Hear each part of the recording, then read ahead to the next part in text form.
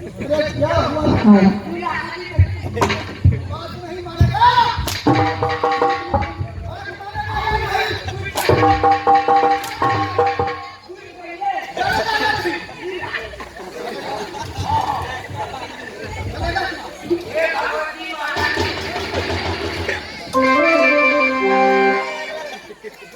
भगवती महारानी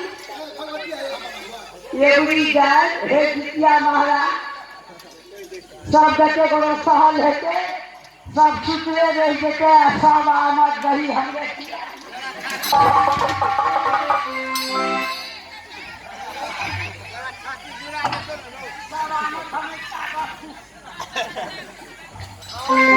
भैया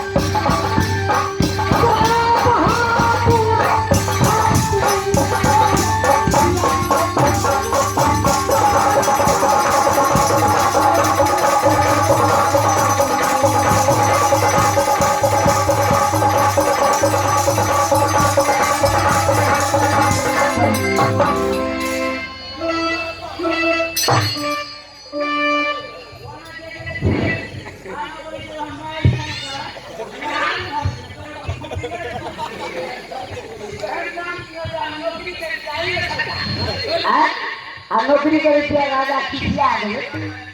हाँ तब राजा को की करबे 10 कथा अब भैया